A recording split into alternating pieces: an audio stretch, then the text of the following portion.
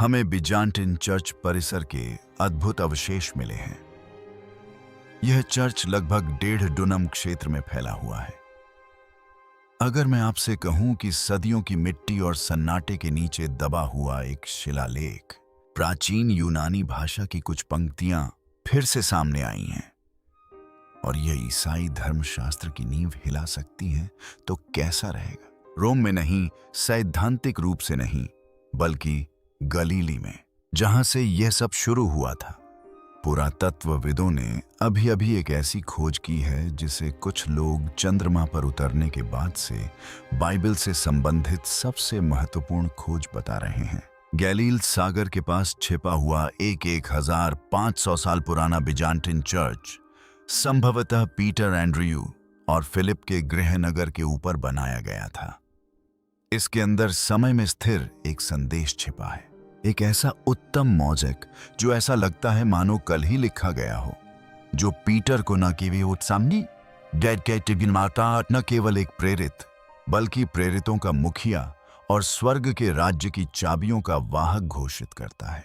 यह महज इतिहास नहीं है, यह धर्मशास्त्रीय विस्फोटक है, पत्थर पर उकेरा गया एक दिव्य संदेश जो ईसाई इतिहास की सबसे विवादास्पद बहसों में से एक में निर्णायक मोड़ ला सकता है। इसका क्या अर्थ है और इस बारे में कोई बात क्यों नहीं कर रहा है? मेरे साथ बने रहिए, क्योंकि यह सब कुछ बदल देगा।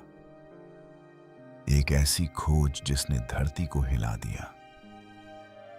कभी कभी कोई खोज न केवल हमें जानकारी देती है, बल्कि हमें चुनौती भी देती है। यह उन्हीं खोजों में से एक है। एक सदी से भी अधिक समय से धर्मशास्त्री, विद्वान और तीर्थयात्री सुसमाचार की कहानी में महत्वपूर्ण भूमिका निभाने वाले एक शहर के स्थान पर बहस करते रहे हैं।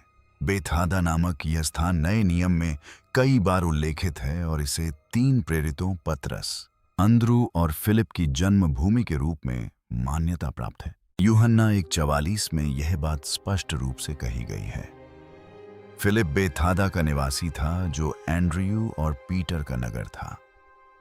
लेकिन बेथादा वास्तव में कहां था? यह प्रश्न बाइबल के विद्वानों के बीच एक अनसुलझे रहस्य की तरह बना हुआ है। कई सिद्धांत थे, सबूत कम थे और बहसें अक्सर अनिर्णायक रहती थीं। अब तक गलील सागर के उत्तरी तट पर, उस जल के निकट जहां कभी ईसा मसीह के पद चिन्ह थे, प्रोफेसर मोराई एवियम और डॉक्टर स्टीवन नॉटली के नेतृत्व में पुरातत्वविदों की एक टीम ने 1400 से अधिक वर्षों से मिट्टी की परतों के नीचे दबे हुए बिजान्टिन युग के एक चर्च के खंडहरों को खोज निकाला है।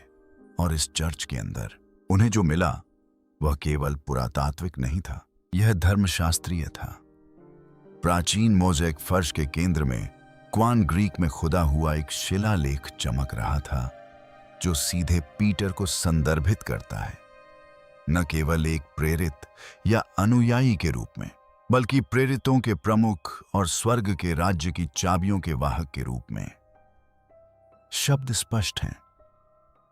यह मत्ती 16:19 की भाषा को प्रतिबिंबित करता है, जहां यीशु पीटर से कहते हैं, मैं तुम्हें स्वर्ग के राज्य की चाबियां दूंगा, और जो कुछ तुम पृथ्वी पर बांधोगे वह स्वर्ग में बंधा होगा, और जो कुछ तुम पृथ्वी पर खोलोगे वह स्वर्ग में खुला होगा।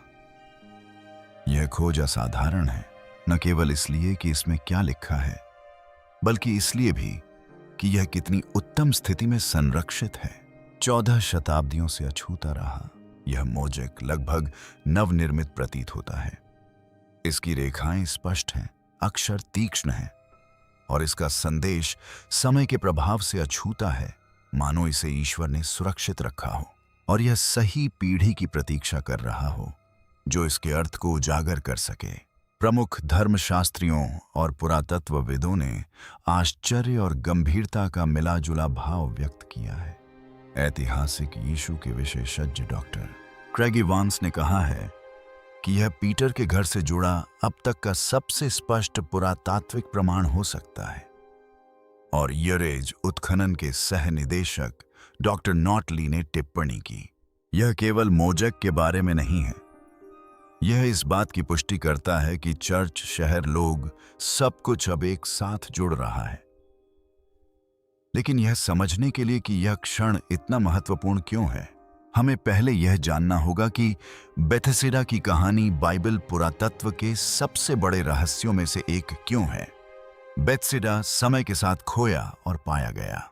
बेथेसिडा, जो कभी एक हलचल भरा मछुआरा गांव था, इसका नाम अरामी भाषा में मछुआरे का घर का अर्थ रखता है, जो उन पुरुषों के गृहनगर के लिए उपयुक्त है जिनके जीवन को एक गलीलियन शिक्षक द्वारा हमेशा के लिए बदल दिया जाएगा। जॉइना।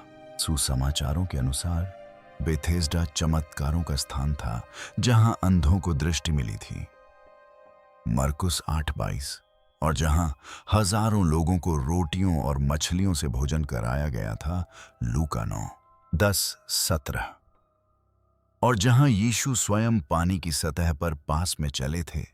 फिर भी बेथेस्डा उन कुछ शहरों में से एक है जिन्हें यीशु ने स्पष्ट रूप से शाप दिया था। हे बेथादा, तुम पर धिक्कार हो, क्योंकि जो चमत्कार तुझ में हुए, यदि वे ती और सिदेन में हुए होते तो वे बहुत पहले पश्चाताप कर चुके होते।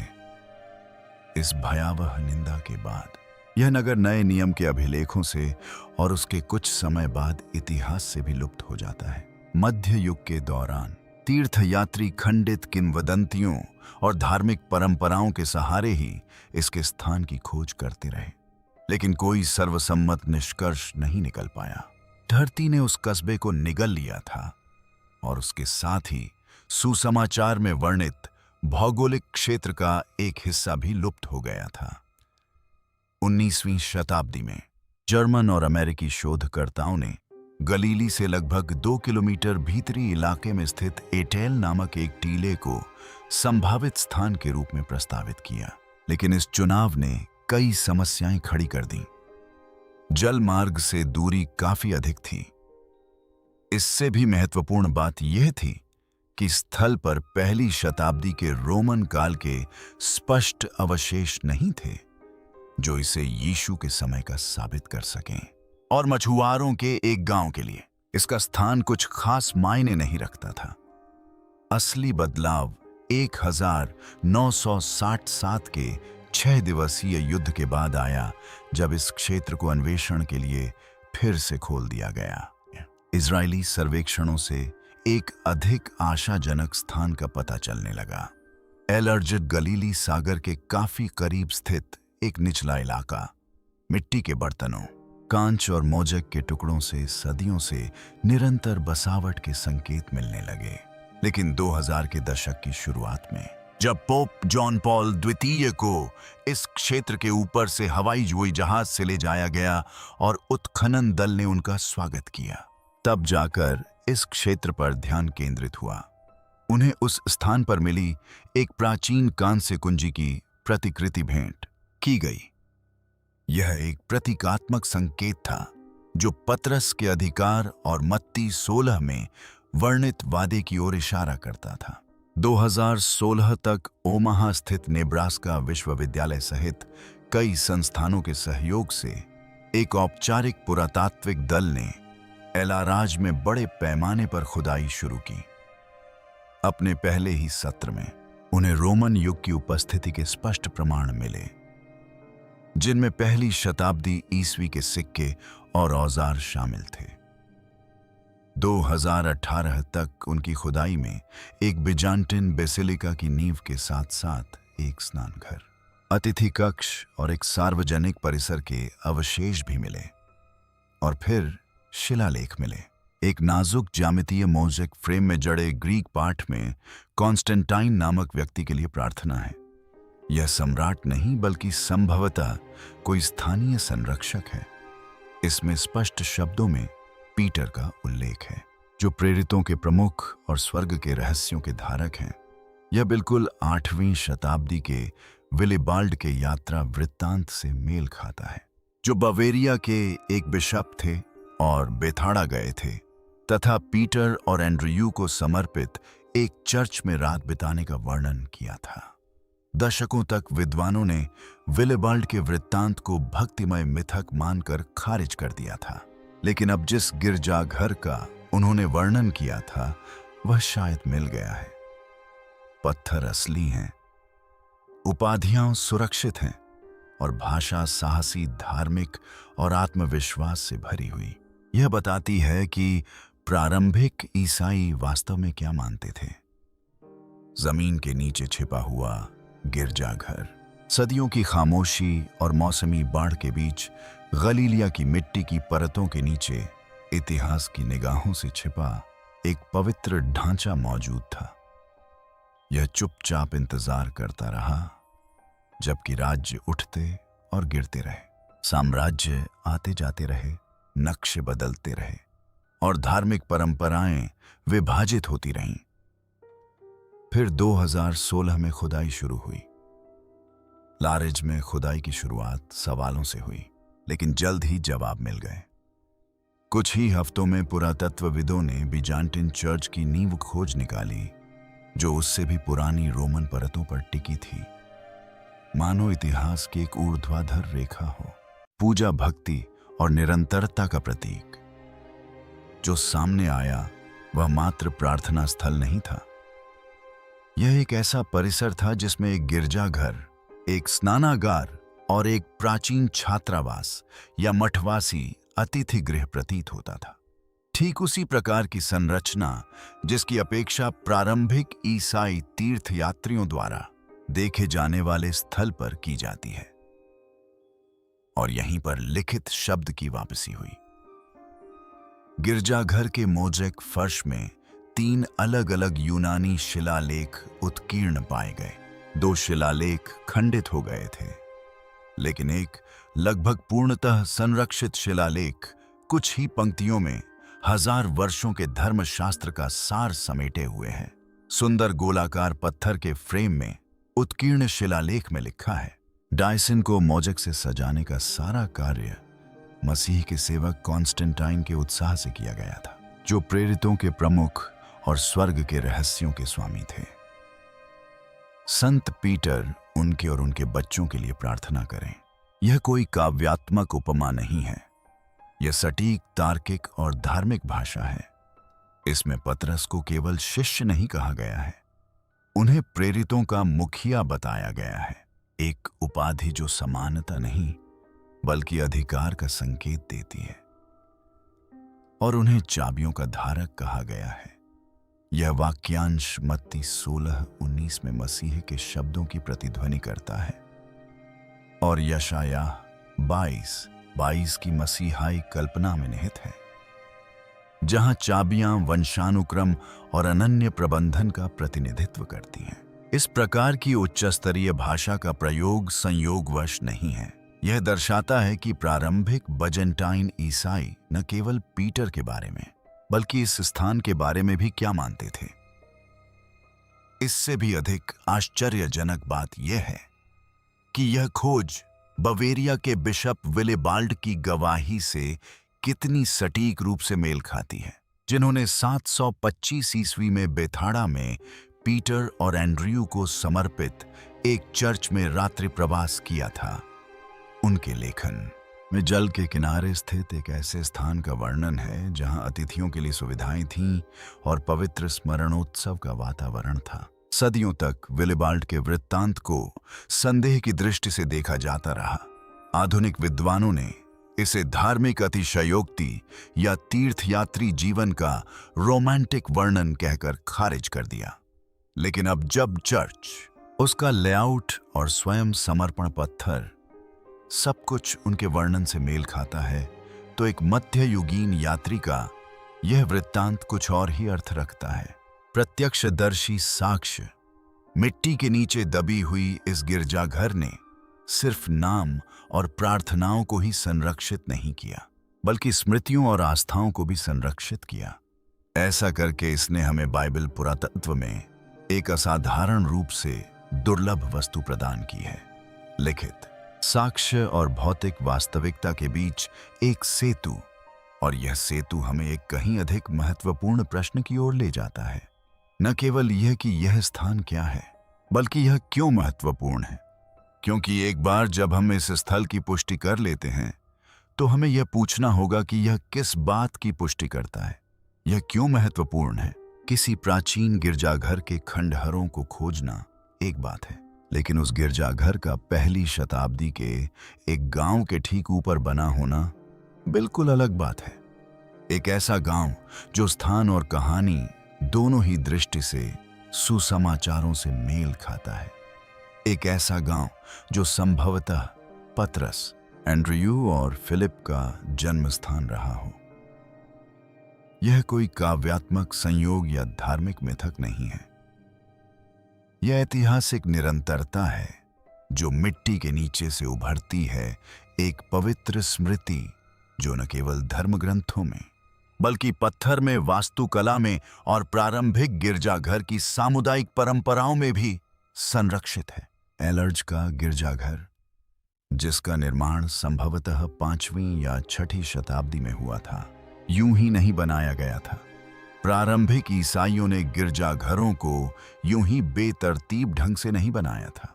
उन्होंने जानबूझकर उन स्थानों पर गिरजाघर बनाए थे जिन्हें वे पूजते थे, जिन्हें वे याद करते थे और जहां उनका मानना था कि ईश्वर ने निवास किया था। पवित्र भूमि में हमें यह प्रतिरूप देखने को मिलता है। बेथलहम में स्थित चर्च ऑफ द नेटिविटी उस गुफा के ऊपर बना है जिसे ईसा मसीह का जन्म स्थल माना जाता है। यरूशलेम में स्थित चर्च ऑफ द होली सेफिलर उनके क्रूस पर चढ़ने और पुनरुत्थान के पारंपरिक स्थल के ऊपर बना है।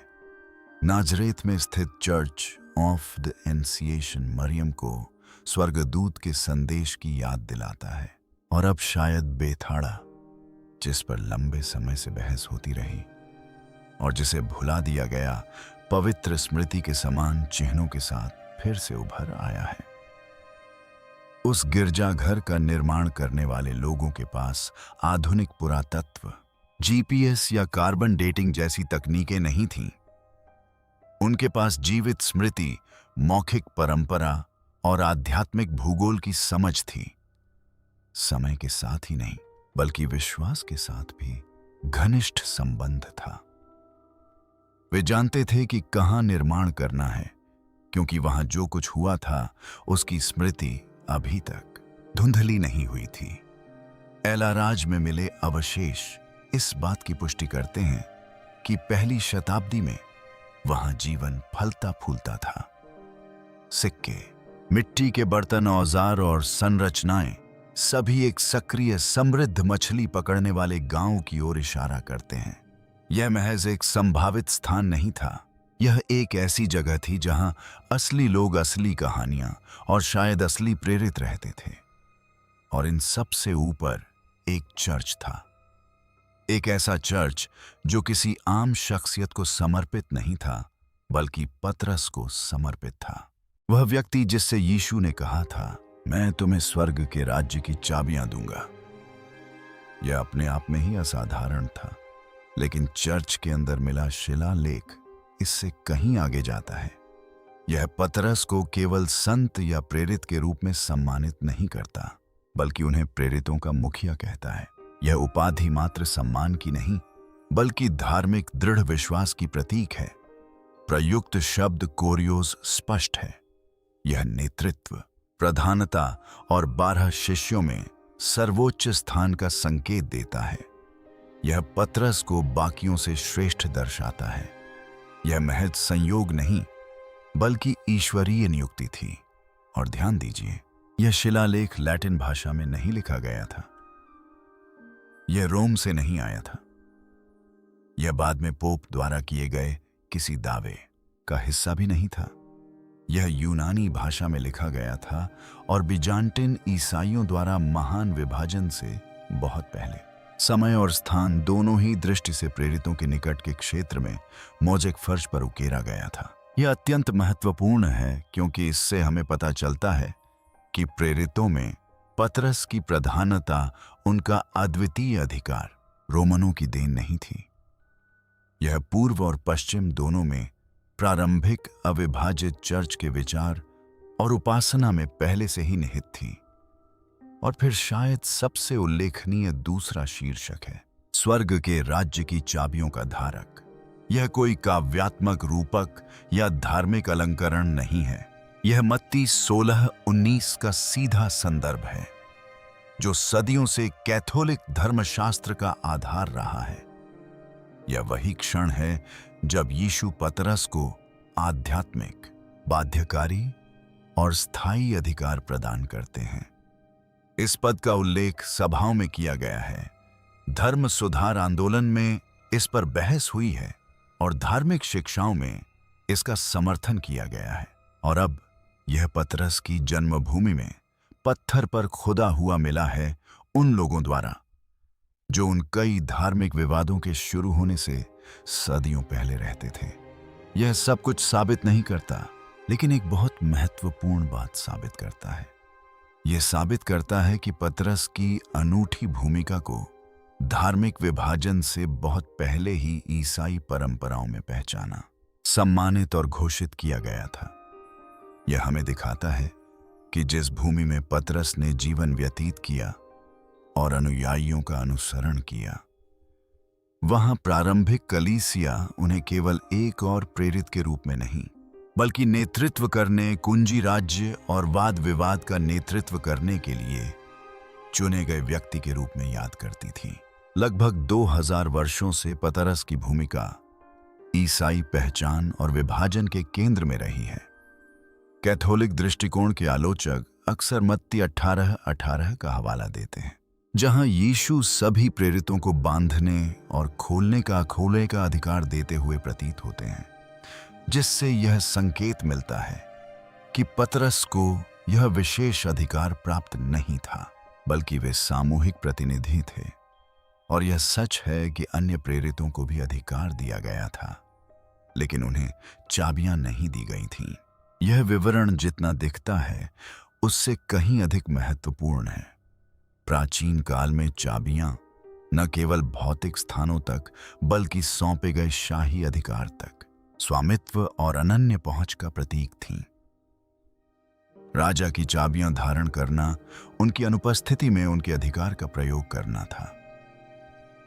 यह प्रतीकवाद यशायाह 22 में निहित है, जहां परमेश्वर इलाकीम के बारे में कहते हैं, मैं दाऊद के घराने की चाबी उसके कंधे पर रखूंगा।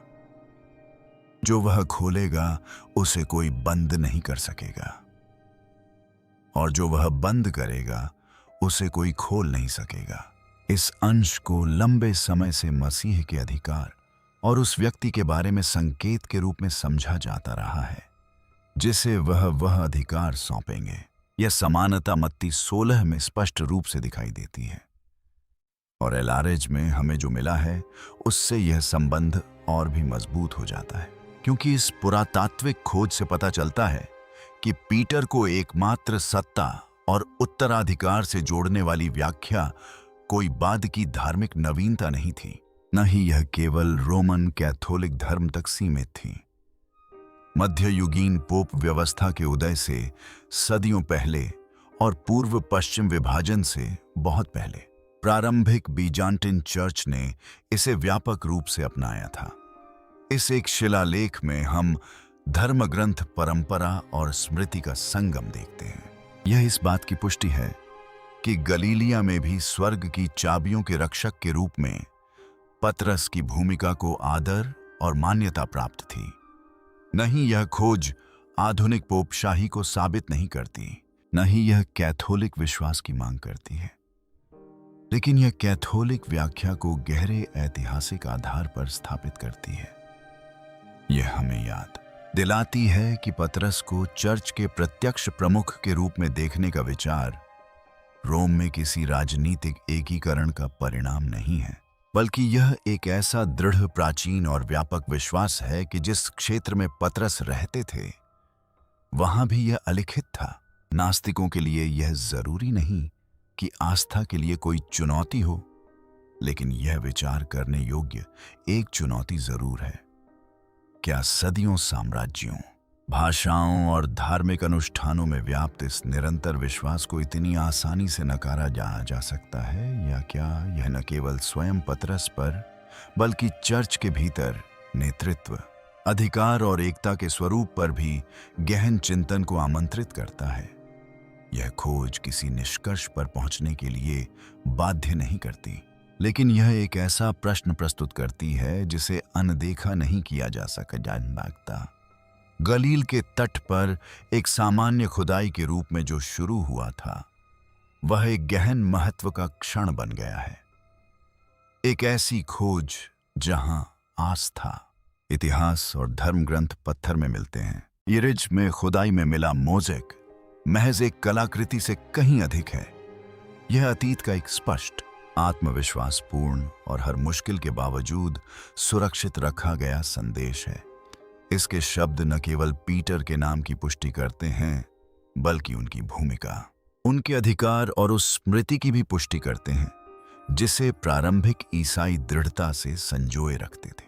यह सिर्फ भूगोल या पुरातत्व का विषय नहीं है, यह उन मान्यताओं की निरंतरता का विषय है जो साम्राज्यों, सदियों और महाद्वीपों तक फैली हुई हैं और अब उसी धरती से प्रमाणित हो रही हैं जहां से इसकी शुरुआत हुई थी।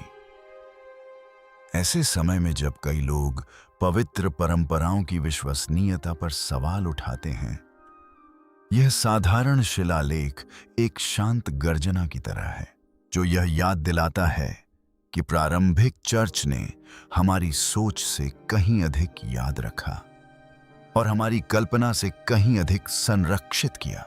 जैसा कि एक पाठक ने कहा, चंद्रमा पर उतरने की घटना के बाद से मैंने जो कुछ भी पढ़ा है, यह सबसे महत्वपूर्ण है। क्योंकि उस क्षण अतीत को केवल याद नहीं किया गया, बल्कि उसका खुलासा हुआ। और अब हमारे सामने यह सवाल नहीं है कि क्या यह घटना घटी थी, बल्कि यह है कि अब हम जो जानते हैं उसका क्या करेंगे। इतिहास और आस्था आपस में टकरा गए हैं और अभी भी इसके परिणाम स्पष्ट नहीं हो पाए हैं।